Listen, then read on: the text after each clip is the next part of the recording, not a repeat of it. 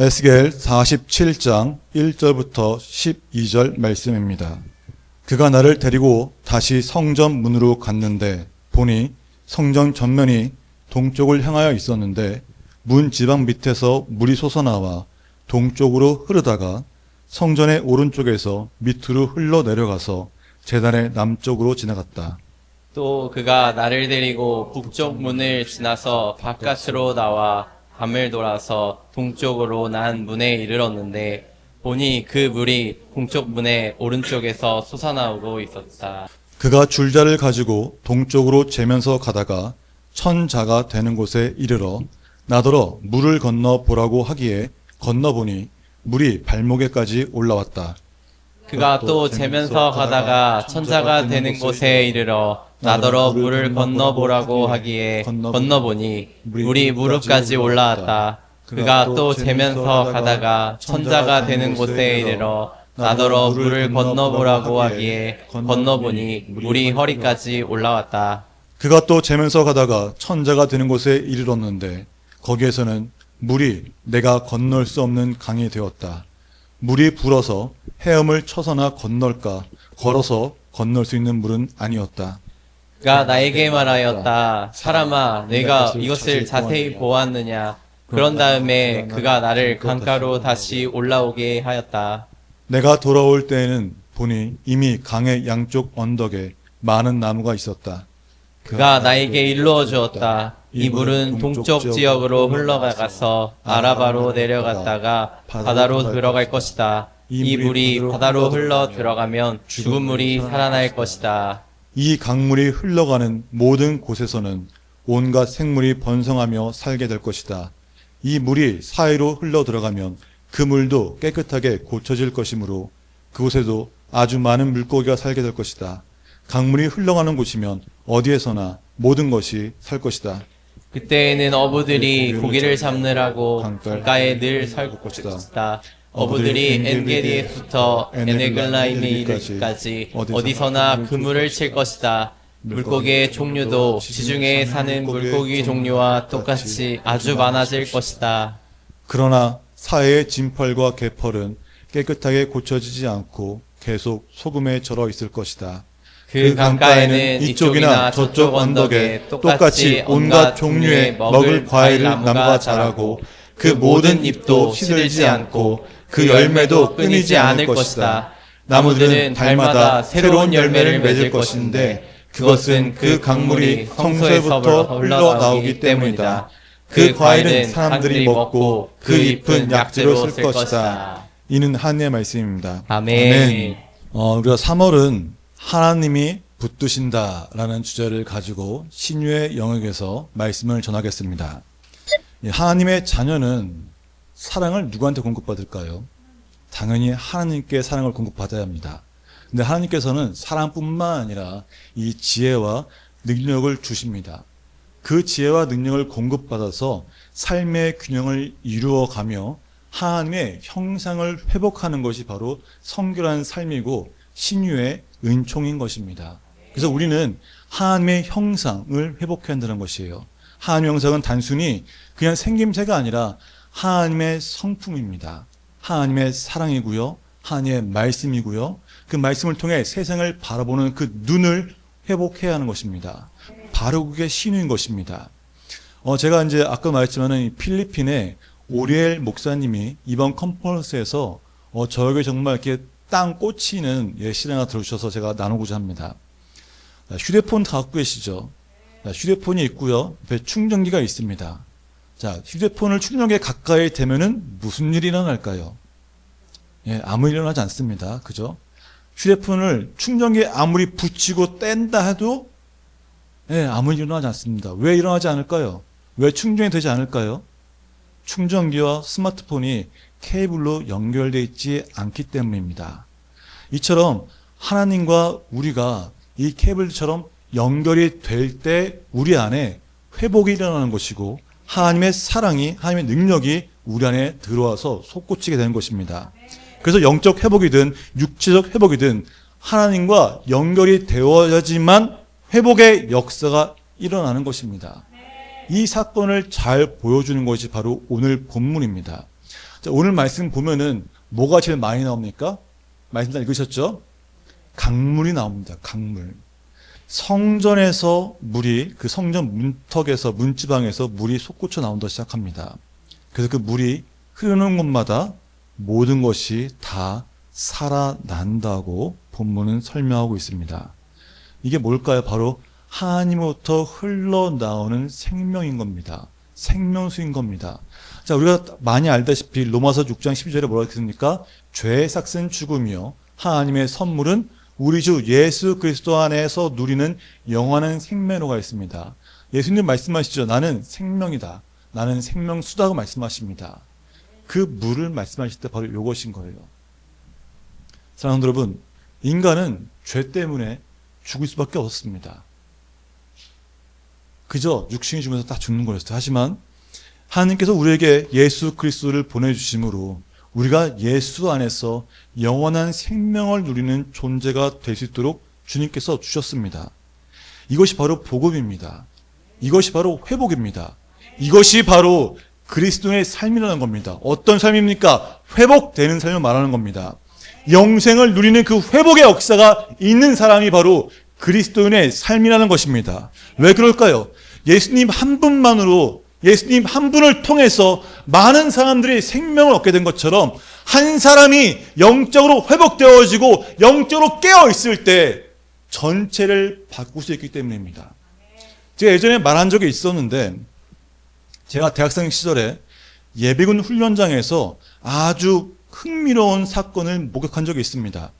여성분들은 모르시겠지만 남자분은 다들 아시죠? 예비군을 가면은 재미있는 사실이 하나 있어요. 뭐냐면은 멀쩡한 남성도요, 밖에서는 넥타이 메고 가운 메고 부지런히 일하는 남성도 예비군 훈련에 가는 순간 어떻게 변해요? 좀비로 바뀝니다. 네. 그냥 모든 게 다 귀찮고 게을러지고 빨리빨리 움직이려면은 이렇게 움직여요. 총도 이렇게 질질 끌고 갑니다. 예비군이 무슨 훈련입니까? 전쟁을 대비하기 위해서 당신들이 이제 현역에 나왔으니까 이 나라를 지키기 위해서 무엇을 해야 하는지 또 특정 훈련을 통해서 사격도 다시 한번 감을 익히게 하고 여러 가지 하는 중요한 훈련입니다. 근데 다들 뭐가 됐다고요? 좀비가 된 거예요. 말을 안 들어요. 말을 안 듣습니다. 저만 그런 거 아니죠? 다 그러셨죠? 대부분 다 그러실 겁니다. 함성도 없고 총도 끌고 다니고 그저 그냥 시킨 대로 시간 언제 가지? 핸드폰 밥 오늘 뭐 나오냐? 이런 거 하고 그죠? 민방위훈련 가면 바뀔까요? 똑같습니다. 나이를 마음 먹어도 다 똑같습니다.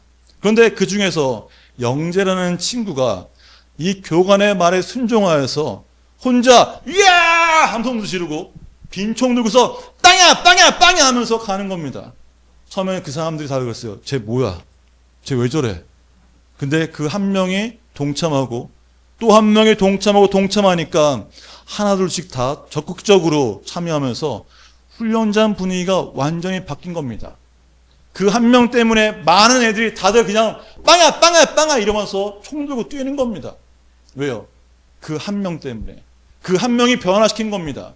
그 한 명의 용기 있는 행동이, 그 한 명이 모범을 보이니까 많은 사람들이 맞아, 저게 정석이지, 맞아, 교관의 말을 들어야 훈련할 수 있는 거 하면서 다 같이 그 행동을 따라한 것입니다. 한 명이 이 전체를 바꾼 겁니다. 근데 가정도 마찬가지예요.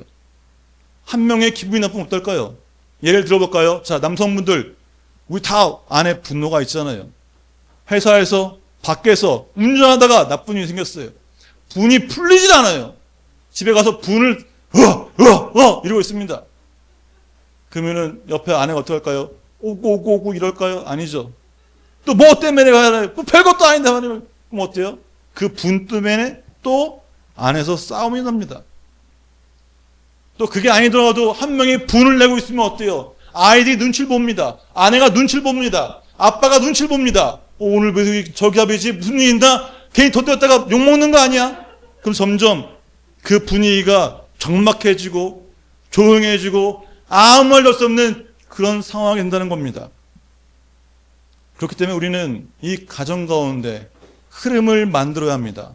어떤 흐름일까요? 분노의 흐름이 아니라 저주를 축복으로 바꾸는 그 흐름을 바꿔야 합니다. 죽음을 생명으로 만들어야 한다는 것입니다. 이 흐름을 어떻게 바꿀 수 있을까요? 내가 그 가정 가운데 나 혼자 와하하 기쁘게 웃고 나 혼자 신나게 말한다고 해서 분위기가 바뀔까요? 전혀 그렇지 않다는 겁니다. 이 가정의 분위기를 바뀌기 위해서는 이 본문에서 답을 찾을 수 있다는 겁니다. 답은 뭘까요? 바로 물의 깊이입니다. 성전의 문주방에서 물이 솟아났습니다. 그리고 500m마다 처음에는 어디예요? 발목, 그 다음 무릎, 그리고 허리, 그 다음에 걸어서 건널 수 없는 높이까지 물이 불어났습니다. 다시 말해서 하나님의 은혜를 처음 경험하고 첫 발을 내딛는 그 발목 단계에서부터 이제 하나님의 은혜를 알았으니까 하나님 제게 은혜를 주세요. 제 삶을 도와주세요. 회복시켜주세요 하면서 무릎을 꿇고 기도하며 주님께 의지하는 그 무릎 단계, 그리고 삶의 중심을 주님께 맡기며 주님 제가 뭘 하겠습니까 주님, 이거 너무 허우적거립니다 주님께서 하십시오라고 오는 그 허리 단계까지 온 거고, 그 나머지 이제는 내 의지를 다 버리고 전적으로 하나님께 맡기는, 하나님의 인도함을 받는 잠긴 상태가 바로 건널 수 없는 강의 상태는 겁니다. 이 모든 것은 다 하나님으로부터 시작되는 것입니다. 이 강물은 생명력이 있는 강물이고 하나님의 은혜의 회복의 강물입니다. 이 강물이 번성을 가져오고 이 축복으로 고침을 받고 이 축복이 임할 때 우리의 삶이 잎처럼 시들지 않고 열매도 끊이지 않는 생명력이 넘치는 삶이 되는 것입니다. 이 은혜는 아무에게나 주어지는 은혜가 아닙니다. 누구에게 주어질까요? 하나님에게 연결된 자에게만 주어지는 은혜입니다. 다시 말하자면 하나님과 연결된 자에게만 그 은혜를, 그 은혜의 강물을 경험할 수 있도록 하나님이 부어주신다는 겁니다. 누구에게요? 연결된 자에게입니다. 그게 누굽니까? 바로 내가 된다는 겁니다. 사랑하는 성도 여러분, 하나님과 연결되어 계십니까? 하나님의 충전선이 내 안에 꼽혀서 그 하나님의 사랑과 지혜와 능력을 공급받고 계십니까? 다시 반대로 말하면은 이 하나님과 연결된다는 것이 무엇일까요? 예수 안에서 하나님의 자녀로서 기도를 통해 하나님과 소통하는 것입니다. 소통한다는 것은 하나님의 뜻을 분별하고 하나님의 뜻에 순종한다는 말인 겁니다. 순종은 곧 삶을 맡기는 것입니다. 나의 의지를 다 내려놓고 성령의 인도하심을 받는 것이 바로 소통이라는 겁니다. 그게 바로 하나님과 연결된 상태인 것입니다. 그 주님으로부터 흘러오는 그 은혜의 강물에 내가 잠길 때 우리의 삶은 생명으로 축복으로 바뀝니다. 바로 그게 하나님이 원하시는 풍성한 삶을 사는 길인 겁니다. 결국은 다 정리하면은 주님께 완전히 잠기는 자가 되어야 합니다. 내가 그 은혜의 강물에, 회복의 강물에 잠겨야 합니다. 그 은혜의 강물에 잠길 때, 회복의 강물에 잠길 때 하나님의 넘치는 복이 내 삶에 들어오는 겁니다. 그렇다면 어떻게 하면은 이 은혜의 강물에 잠길 수 있을까요? 이 좋은 강물 알겠는데 어떻게 하면 잠길 수 있을까요? 먼저 회개해야 합니다. 죄는 우리의 그 거룩함을 막고 있고 우리가 은혜로 오는 그 강물을 막고 있는 장벽입니다. 우리가 죄를 회개할 때 이 장벽이 무너지며 우리의 거룩함이 회복되어지고 그것을 통해서 무너짐을 통해서 하나님의 은혜가 우리 안으로 들어오게 되는 겁니다. 그리고 말씀 보면은 이 물이 동쪽으로 흐른다고 했습니다. 성경에서 동쪽은 하나님의 영광이 임하는 방향이고 또 새로운 시대가 열리는 겁니다. 다시 말해서 하나님께 영광 돌리는 삶을 살겠다는 그 결단과 행동이 있어야 한다는 거예요. 죄에게 하기만 하는 것이 아니라 내가 하나님의 뜻에 순종하며 하나님께 영광 돌리는 삶을 살겠다는 그 결단과 행동, 이것이 바로 동쪽으로 흐르는 물을 타는 겁니다. 또 제단 남쪽으로 물이 흐른다고 했습니다. 이 남쪽의 제단은 바로 구속의 은혜입니다. 이 구원의 은혜를 잊지 말아야 한다는 거예요. 강물은 한 번에 가는 게 아니라 하나씩 하나씩 통과를 갑니다.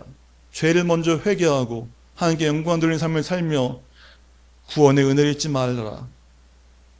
이 생명의 강물은 수천 년 전 이 에스겔의 환상 속에만 갇혀 있는 것이 아닙니다.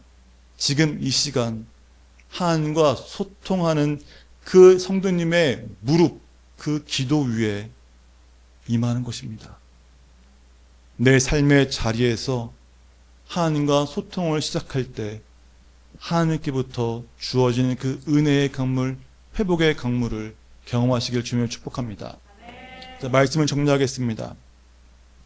내 삶이 축복의 생명으로 바꾸는 것은 은혜의 강물이 내 삶에 흐르고 잠겨야 하는데, 잠기기 위해서 하나님의 자녀로서 하나님과 소통하기 위해 기도해야 한다는 것입니다. 하나님의 일하심을 방해하는 그 죄를 회개하고 하나님께 영광 돌리겠다는 삶을 살겠다는 그 삶의 행동과 구원의 은혜를 기억하며 십자가 앞으로 나아가야 하는 것입니다. 그런데 말씀에 있듯이 중요한 사실이 하나 있습니다. 내가 받은 은혜로 멈추면 그 회복의 물결은 생명력을 잃어버린다는 것입니다. 물론 은혜를 받았기 때문에 소금으로서의 역할이 또 있을 것입니다. 하지만 세상을 변화시키지는 못합니다. 생명이 생명을 낳는 역사가 있어야 한다는 것입니다. 그래서 그 생명을 흘려보내는 자가 생명을 낳는 것입니다.